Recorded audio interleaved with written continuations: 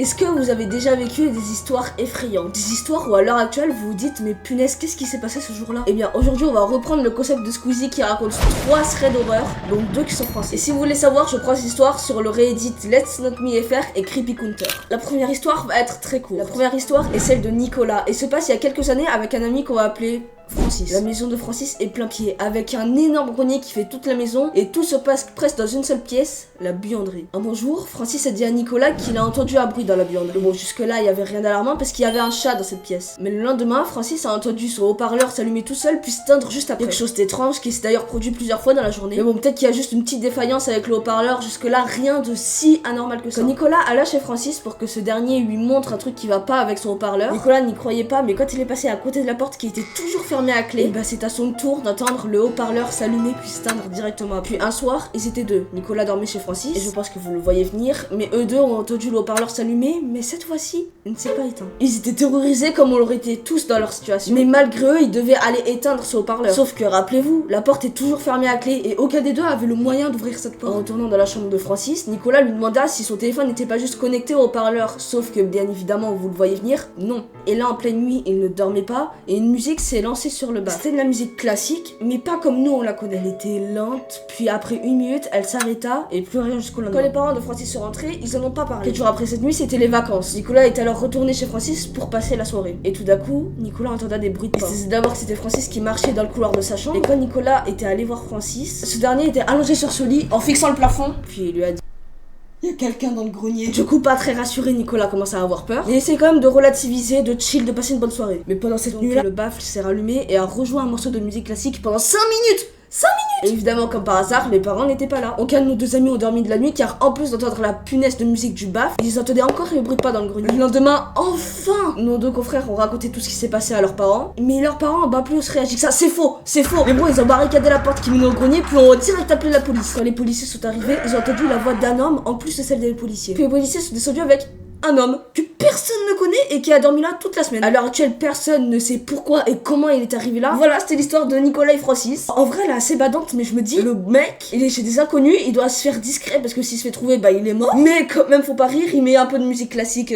à côté. La deuxième histoire est celle d'une femme qu'on va appeler Victoria et qui s'est passée il y a quelques semaines. C'était un soir comme les autres, Victoria rentrait chez elle après avoir retrouvé des amis en vie. Il devait être aux alentours de 22h30 quand elle est descendue du métro. La station n'était pas déserte, mais il n'y avait pas grand monde. Elle marchait rapidement pour rentrer chez elle, écouteurs dans les oreilles. Quand elle a vu cet homme au bout de la rue, il était assez loin, mais se dirigeait vers elle. Au début, elle avait à peine remarqué, mais plus elle se rapprochait de lui, plus elle se sentait mal à l'aise. Vous savez, comme cette situation où vous êtes à un endroit et vous vous dites: ah, il y a quelque chose qui va pas ici. Et bah, c'est exactement ce qu'elle a ressenti. Elle a trouvé cet homme assez étrange. Mais pas dans un sens menaçant, juste un peu décalé. Il portait une veste sombre et avait les mains dans les poches. Il marchait pas très vite et avait pas l'air très stressé. Ce qui a vraiment mis Victoria sur la défensive, c'est qu'il la regardait fixement alors qu'il se rapprochait. C'est comme si pour lui, elle n'était pas qu'une simple passante. Et pourtant, elle l'a juste croisé dans la rue comme n'importe quel inconnu. Elle ne le connaissait pas avant. Elle n'était plus très loin de chez elle, donc elle accéléra le pas, sauf que cet homme accéléra le pas également. Elle a eu cette sensation bizarre comme si l'homme voulait l'attraper. Elle a donc retiré ses écouteurs pour prêter plus attention à ce qu'il y avait autour d'elle. Puis là, l'homme l'a interpellée, d'un ton calme mais très insistant. Il lui a demandé où se trouvait telle. Elle lui a donc répondu sans s'arrêter en essayant de garder une certaine distance, mais l'homme ne l'a pas lâché. Donc il a commencé à la suivre en parlant de façon bizarre. Il posait des questions très précises sur ses trajets, sur sa routine,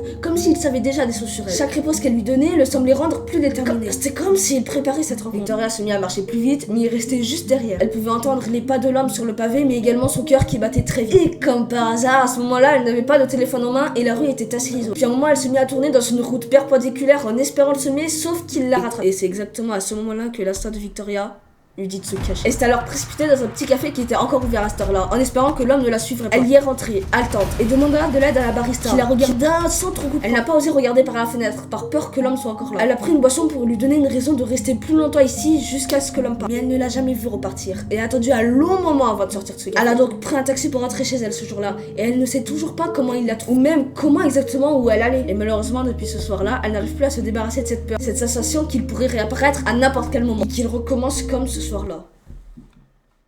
Ouah, alors cette histoire a été vraiment dérangeante. Elle n'a complètement rien à voir avec celle d'avant, mais vraiment personne en fiction lui arrive ça. Moi, je pense qu'elle a très bien réagi, c'est-à-dire pas s'arrêter, essayer de le semer avec des rues différentes, puis ensuite rentrer dans un endroit où il y a du monde. Et maintenant, on peut passer à dernière histoire. Cette histoire est celle d'un homme que nous allons appeler Jonathan. Elle se passe en 2018 et pour un peu de contexte, un de ses amis qu'on va appeler KG était le homme à femme de leur groupe. C'est-à-dire un homme qui aime séduire les femmes et passer du temps avec elles, et du coup c'était pas rare que pendant les soirées il aime rencontrer quelqu'un. Et cette soirée-là en particulier n'était pas différente. Une fille lui a envoyé un message sur une application de rencontre en l'invitant à venir passer un peu de temps. Il lui a donc dit qu'il était avec Jonathan et elle lui a répondu du coup pas de soucis. Amène-le avec vous, vous tous fumer, passer du temps ensemble. Jonathan était d'accord avec ça, et la femme a donné l'adresse à KG. L'endroit c'était un appartement qui se trouvait à peu près 1 heure d'où ils étaient. Ils sont donc montés dans leur camion et ils sont allés. Suivi de 45 minutes sur des routes essentiellement constituées de gravier et de champs. Jonathan se souvient distinctement que lui et KG avaient plaisanté sur le fait qu'ils avaient l'impression d'être dans une dimension parallèle. Aucune lumière, pas de maison.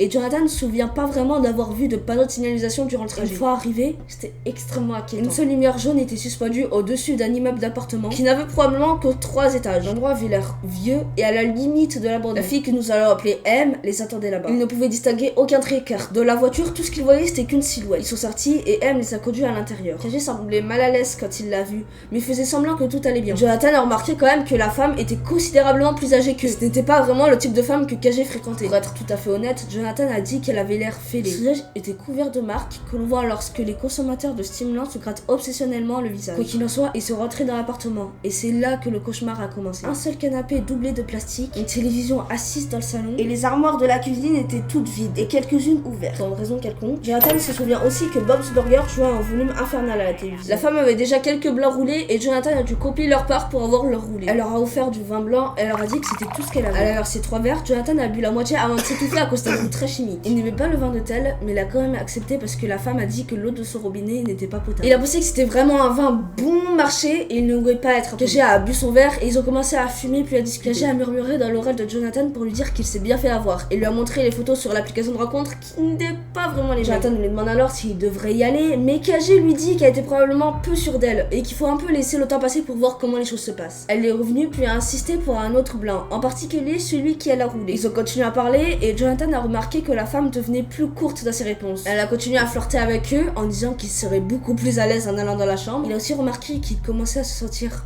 bizarre. Une sensation inquiétante, comme s'il perdait le contrôle de ses muscles, qui n'arrivait plus vraiment à penser ni à parler. KG lui était complètement fondu sur le canapé mais continuait à parler. Jonathan a regardé dans son verre et il a remarqué une crasse poudreuse qui remontait jusqu'au sommet. Il s'est senti malade et a trébuché jusqu'à la salle de bain. La salle de bain était dégoûtante. Il s'est assis auprès de la baignoire et a essayé de repenser à ce qui se passe. Il était convaincu qu'ils ont été drogués, mais il commençait également à se dire qu'il devenait juste écourant et paranoïaque. Même cette situation n'était pas trop normale pour lui. Et on le comprend assez. Il a commencé par perdre la notion du temps et de l'espace là-bas.